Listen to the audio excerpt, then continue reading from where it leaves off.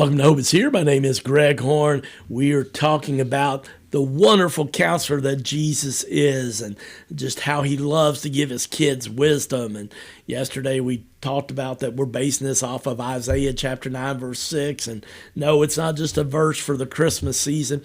It's a verse for year round. It says that for to us a child is born, to us a son is given. And the government will be on his shoulders, and he will be called Wonderful Counselor, Mighty God, Everlasting Father, Prince of Peace. And we've been looking at the Wonderful Counselor part, but sometimes you also need God to, instead on top of just needing wisdom, you need some strength. And I think that's the mighty God part of Isaiah chapter 9, verse 6. Or maybe you just need a hug. It says that third part that he is the everlasting Father. And I'm so thankful for that sometimes we just need a big hug. Even us guys that don't like to admit it, sometimes, man, we just need a hug when we're tired and life's just really, really challenging. Or maybe you need that fourth part of who the prophet Isaiah said that Jesus would be. He's a Prince of Peace. And maybe, man, you're struggling with worry and anxiety as we enter this new year, and you're just like, man, I need some help because this is a really, really challenging time in my life. And I'm thankful that Jesus says, hey, I will provide a peace that passes all understanding like the Bible promises. But one of the things I like about that verse back, Isaiah chapter 9, verse 6, even though it was written 700 years before Jesus was born, it says, for to us a child is born. That means me. That means you. Okay? It's to us. And then I love the part where it says, and the government will be on his shoulders. And, when I was reading that, preparing for today's program, I just thought about that, on his shoulders. Well, friends, I want you to know sometimes when we're doing life, and we're going through a really, really painful situation, we feel like, everything rests on my shoulders. It all falls on my shoulders. And I want to remind you today that Jesus is helping carry some of your burdens on his shoulders, and you are not alone. I'm thankful 1 Peter chapter 5, verse 7 says, cast all your burdens upon the Lord because he cares for you. I love that. Cast all your cares upon the Lord because he cares for you. Even though, to be honest with you, I'm not a fisherman. I tried with my dad as a kid, but my type A personality, it's just hard for me to sit still that long and to be quiet that long. Don't be laughing out loud if you're listening or watching this on our YouTube channel. But, the fact of the matter is we can cast all our burdens upon the Lord. And I act like I'm physically casting like you do a fishing rod just when Satan starts trying to wear me out and discourage me. And I'm so thankful that I can go to the Lord and he wants to help me and that he is with me and I can cast all my burdens upon his shoulders. Well, today I want to share 3 things with you that we can do when we need some wisdom. And the first one is something I know a lot of people don't like to do, especially as guys, but we got to admit that we need some help, okay? We need some wisdom. 1 Peter chapter 5, verse 5 through 7 says, God opposes the proud, but shows favor to the humble. Humble yourself, therefore, under God's mighty hand, that he may lift you up in due time. And then in verse 7 in chapter 5, it shares that verse I just shared. Then cast all your anxiety on God because he cares for you. Oh, I love that. But you know what, man? My pride gets in the way, and sometimes I've got one knee down, but I don't want to ask God for help. I act like it's still, a lot of it depends on me. And don't get me wrong, friends. God, we got to do our parts, okay? But sometimes we just get to a point where we've done all we can do, and God's like said, hey, I wish you put the other knee down and surrender. I want to help you, but you're still trying to do some of it in your flesh and under your willpower. And, I'm just so thankful, friends, that even though in our world, if you hear the word surrender, most of the time it really, we associate it with meaning weakness. We had to quit. We're losers. And yet, in God's economy, in God's world, when we were followers of Jesus, he's like, hey, when you surrender to me, I will give you a strength and a peace that passes all understanding. And I'm so, so thankful to know that he will do that. That made me think of the question, why don't we go to God for help? Well, I think one reason is we don't think God will understand. We think he doesn't understand. Oh, man, God, you can't understand. Jesus, you can't understand what I'm going through. But I'm thankful in Hebrews chapter 4, verses 15 through 16, it reminds me, actually he does. It says, "For we do not have a high priest who is unable to empathize with our weaknesses, but we have one who has been tempted in every way, just as we are, yet he did not sin. Let us then approach God's throne of grace with confidence so that we may receive mercy and find grace to help us in our time of need." You know, one of the things about that, three things come out to me about Hebrews chapter 4, verses 15 and 16. Number one, we remember that God can empathize with our weaknesses. Okay? You know, I share with you, I struggle with eating, and thankfully I made some progress in 2024, lost over 20 pounds. It was a journey, just trying to do 1 pound a week, and sometimes it was 2 steps forward, or I guess 3 steps forward, 2 steps backward, but I was able to get positive weight loss in 2024, and I'm so thankful. I've still got more to lose in 2025, but Jesus knows about what it is to be tempted with food, and yet the enemy, as soon as Jesus decided to start his ministry after he was baptized at the age of 30, he went out in the wilderness for 40 days and fasted. And I just think, oh my goodness, for me to even go 4 hours sometimes could be challenging, and yet Jesus is like, hey, I know what it is to be tempted. Also, Jesus was tempted with power, as you know, and yeah, every time Satan tempted Jesus, he quoted scripture to Satan. Second thing is, I love in those verses 15, 16, we can approach God's throne of grace with confidence. Yes, we need grace, but we can go confidently.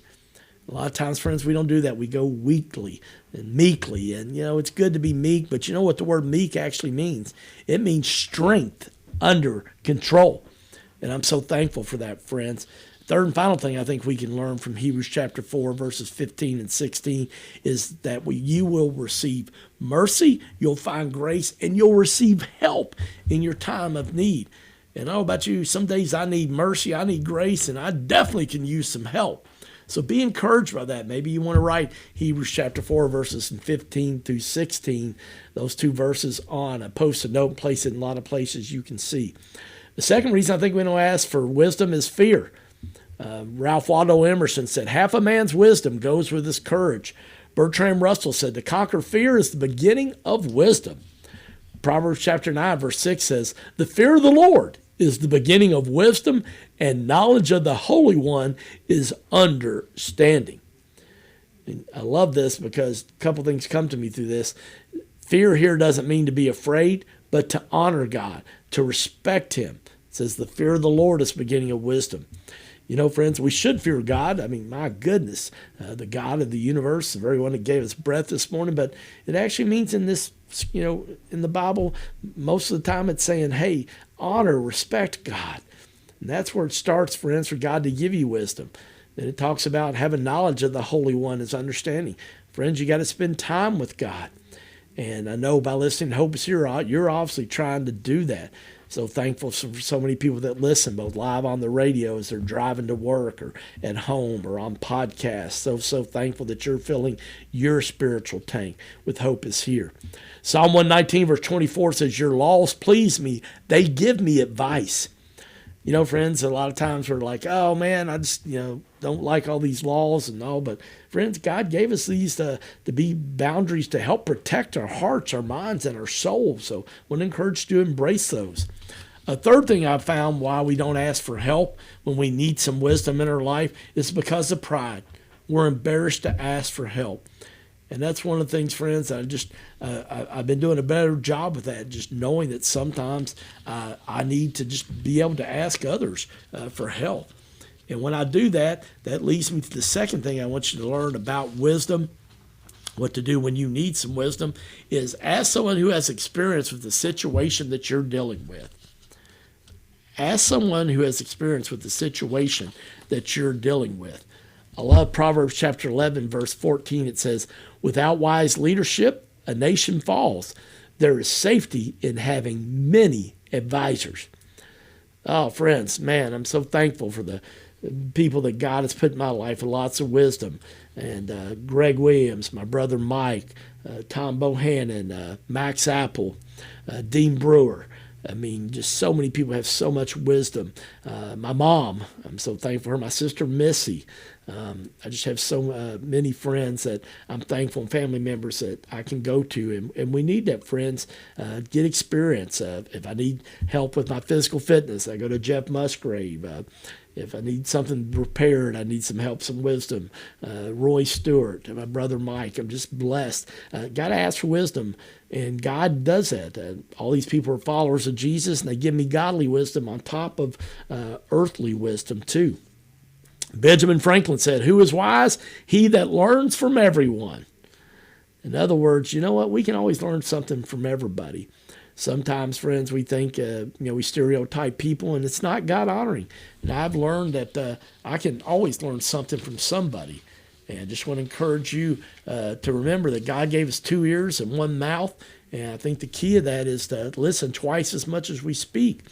Had somebody kind of, in a humorous way, say to me one time, said, Greg, if you'd listen more, you'll know what I know, and then you already know what you know. Therefore, you'll know twice as much as me. And obviously, he's being a little, facetious there, but at the same time, there's some truth to that, friends. And so I've been just asking God to help me be a better listener the past couple of years, and that's another goal of mine in 2025 is to be a better listener, and not just to others, but to God. To do what Psalm 46:10 asks us to do, and be still and know that He is God. Because here's what I know, friends. Listening helps you learn and helps you get counsel unexpectedly sometimes in ways and from places you didn't expect it. But a lot of times I'll just pray this simple prayer each day as I'm leaving my house. Lord, give me eyes to hear and yet eyes to see where you're working in my life today. And man, when you invite God to be a part of your day and Jesus and the Holy Spirit, it's amazing where you'll see God working, and I want to encourage you to try to do that today. Well, in a couple minutes we got left, I want to kind of pull this together. We're looking at things to do when we need wisdom. And we talked about one, we got to first admit that we need some help. Second thing is that we need to ask someone who has experience with the situation that we're dealing with. And the third thing that just really came to me in preparing this program for today is that, sometimes we just need to be patient when we need some wisdom. Sometimes I want to get in a hurry when making a decision. And to be honest with you, I've hardly ever regretted when I took my time making a decision. But I've regretted a lot of times when I've made a new decision. I think we all can relate maybe to, buying some piece of exercise equipment because we're fired up to get in shape. And next thing you know, it's something to hang clothes on, okay, in the spare room of your house. And we just have to be careful about doing things on impact. Psalm 27, verse 14 says, "Wait for the Lord, be strong, and let your heart take courage. Yes, wait for the Lord." I love that, friends. In that one verse, God says, wait. Not once, but twice. But I want to remind you, waiting is not an inactive period. It tells us in the middle of that verse in Psalm 27, verse 14, be strong and let your heart take courage. Friends, to wait patiently when you're looking for wisdom for an answer or a situation, you got to be strong and be patient and have courage. Proverbs 3, chapter 5, verse 6, one of my life verses.